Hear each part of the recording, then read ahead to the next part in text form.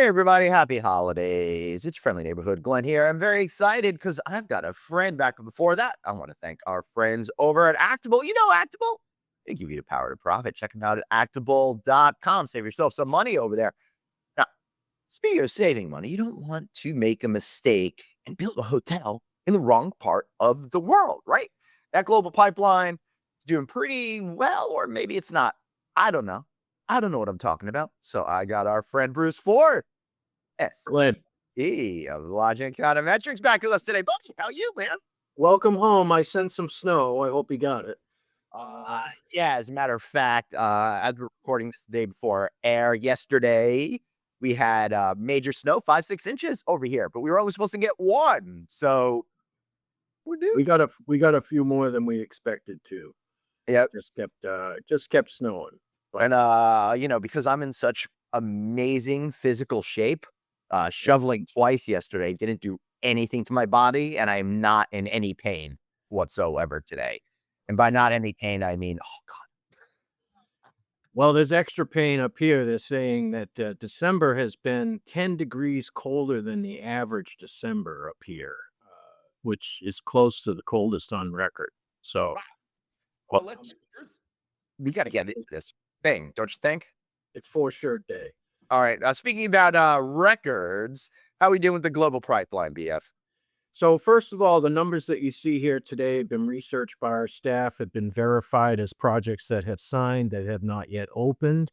If we report a project, there is a confirmation that the project is being actively pursued in the marketplace. Mhm. You have 40 people doing research around the world, checking on both new construction as well as projects at existing hotels like conversions and renovations. And we'll talk a little bit further about those today. But what you're reading down the left here is a chain scale representation, a grouping together of the brands that charge like type rates and offer like type services. You have a full unbranded line there. You have a full casino line, which will include tribal and Las Vegas style casinos. And that first column there is the total new construction pipeline, which is going to reflect under construction, scheduled to start in the next 12 months in early planning. And globally, we're at about 2.45 million guest rooms, which is not a peak. It's not a low, but it is definitely elevated.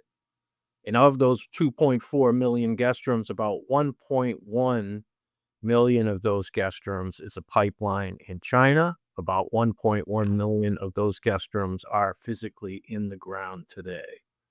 So that is not a peak either, but it is within a few percentage points of that peak. Wow. So we have definitely begun to see all projects that may have slowed down and or ramped down during the pandemic are now ramped back up and looking to open. In many markets across the world, we continue to see intercontinent travel being strong, but yet international arrivals not as great.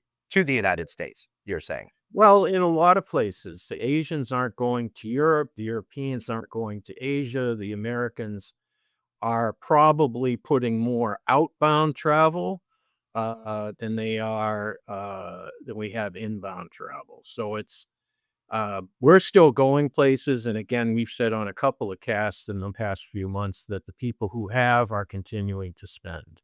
So luxury looks good, but economy and mid-scale doesn't look as good. And Uh, that is not necessarily represented in the global new construction figures that we're seeing here, because obviously luxury is a smaller pool of people. So we're not going to see as many projects geared towards that group, right? Really, the aggressive luxury development is in places where we're building a new city, we're building a new area of town, which you see in some of the Chinese cities, you see in some of the Middle Eastern cities, where they fill out the top end of the pipeline simply because there's nothing there that's at that level. Right. And do we see luxury development in developed cities? Sure, we do, but it's typically smaller projects. It's typically uh, kind of put in there as some of those soft brands more than the hard brands. You know, Four Seasons has pipeline projects, but you'd probably look at 75% of those and say, there's never been a hotel of a Four Season quality in this location, and this will be the first one. Right. Yeah, that makes a whole lot of sense. So even though that middle part of the market is suffering, generally speaking, how are we seeing so many projects being built right now? Were they approved beforehand? They had to go through with it? Are there new areas of development? How does all of that work to rationalize what we're seeing? So many new brands in mid-scale, so many new brands in economy and upper mid-scale that they're gonna continue to grow and continue to seek new locations. Some of the downscaling of the industry has begun in places. 15 to 20 years ago in the United States, we built a lot of hotels, and the next phase in Asia is, if you think about it, 2008 was the first year that China hosted the games, and they built a lot of hotels there. Well, those are all 17 years old now. Yep. And so another wave of renovation, another wave of conversion is coming soon. So this second column talks about the new construction openings that have occurred so far this year by chain scale. And then the third column is what will happen in the fourth quarter. So you see that there are a number of hotels that are scheduling to open in the fourth quarter. And even though we're this close, some of those won't happen, meaning that they'll just slough off into next year. Right. Hoteliers don't want to open into a downshifted cycle. They want to open when there's good business on the books to get started and get ramped up because you have to hire so much staff. And when you turn the lights on, it costs so much money. So um, they have to kind of think about that. So the final thing on the last three columns to look at here is that there is a significant bump in openings between what is scheduled for 2025 and then what will happen into 2026. So exciting times. We're going to get over 400,000 rooms of opening probably in 2027. And I anticipate that the new construction will continue to be as big of a story. But what's unique, Glenn, Hmm. is that we now have over 500,000 rooms in renovation and conversion across the world today. Wow. And that's significant because the projects that are happening in existing hotels are beginning to permeate the marketplace in more regions. In the United States today, we're renovating and converting about 320,000 to 350,000 rooms a year. See, That's a lot. it's a lot, But but it makes being in sense these because new brands, they're right, go on. conversions. Right, and those brands came about because smart people in franchising the executive boardrooms realized that we're moving from a construction cycle to a potentially conversion cycle, and they wanted to be ahead of that. Is that correct? Yes, and they're also able to bring those hotels into the fold much quicker. In some cases, we're seeing hotels being allowed to convert without necessarily completing the whole renovation. So we're seeing a trailing renovation in some cases, and that's kind of due to market conditions, some supply chain conditions, some financing conditions, some labor conditions. But I think really renovating in the down cycle and trying to do that when the hotel is a little bit soft from an operating performance standpoint is Right. very key. That makes sense. All right, Bruce, what I'm curious about is where the majority of projects are taking place. But you kind of already said something about China, didn't you? China has a very big portion of the pipeline. Again, about 1.1 million of the guest rooms. You have a couple of Chinese cities on here, Shanghai, Guangzhou, and Chengdu. Many of those have had impressive pipelines over time. They continue to be spilling out the pipeline. And a reminder that China, unlike really any other cities in the world, slowed constructions almost to a halt during the pandemic because no one was coming. And for safety reasons, they sent everybody home. Yeah. So those projects that got wrapped that now are unwrapped and moving on, it still takes longer in China to build a hotel than many other places, and that because the buildings are just so tall. There's no horizontal development in China; it's all vertical. So Yeah, well, fortunately, they don't have a lot of rules. what's a rule? Yeah.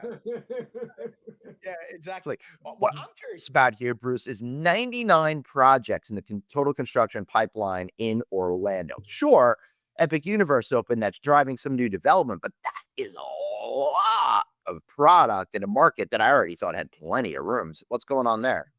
Well, the leisure demand in Orlando has continued to be just really extraordinary. the things that are opening there from a theme park perspective. And I'm telling you, I wouldn't be stunned if at some point before 2030 we see more visitors to Orlando than we do to Las Vegas. Well, What Orlando is about that, Glenn? Vegas is going down, so Yeah, I mean, but that's never happened. That's never happened. wow. Oh, how many rooms? At least not in our lifetime, Glenn. Yeah, definitely, not. Up until recently, Las Vegas has been a story of, if you remember the old cliche that we had, "If you build it, they will come," when, Las Vegas really started to build those mega resorts. Yeah. Now it's not so much. However, they got 2 big, projects, coming. One, of course, is the new Hard Rock, and the other is we'll see if the Tropicana reopens and if as a Bally's. So what's unique is that Las Vegas is really truly built on events and trade shows and conventions. Yep. Okay. That's what makes that city go. That's why you have so many 3,000 room hotels. That's not going to be great next year. Okay. But those conventions slash business meetings lead to leisure travel that lingers after that. Mhm. Whereas Orlando, you turn that table around, it's leisure that leads to some business, right? Yeah, it's Because great. I got a 2-day conference in Orlando. Family, why don't you come? We'll go for 7 days and we'll do 5 days of leisure and 2 days of conference. In Las Vegas, that flips over. It's 5 days of conference and 2 days of Oh, well, yeah, because typically people have that 3-day rule in Las Vegas. You can't stay there more because 'cause you'll be dead if you enjoy yourself too much. I'd say it with all due respect to someone who just got back from 11 days in Las Vegas. everything in moderation, Glenn. I can teach you Including in 15 moderation. years.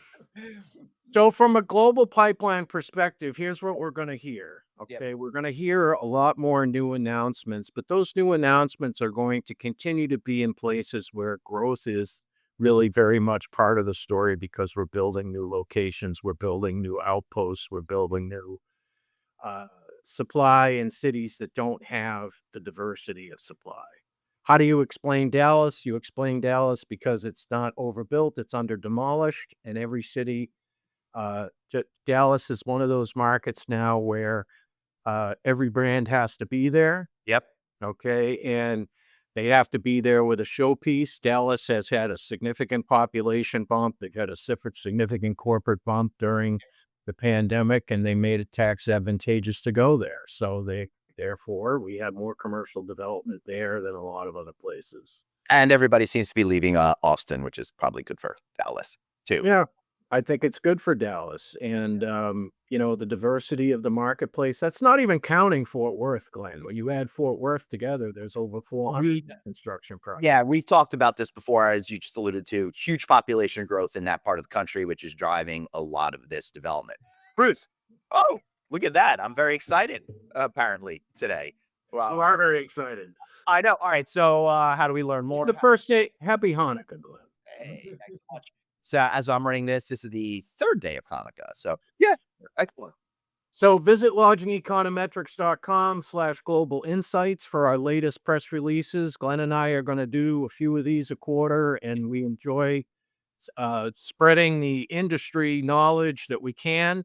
And of course, visit his LinkedIn site to see all of the historical shows that we've done for 3Q. I think this is the 5th one, and we'll Something like probably do 1 or 2 more if yeah. you Yeah, I'm looking forward to it. All right, go to novacancynews.com to check all of that out. Make sure you go to lodgingeconometrics.com and check that out. So for Bruce and myself, Glenn, like, share, subscribe this video, and we'll see you next time. Right back on another here on a Pipeline Focus Report or whatever we're going to call these things. Bye.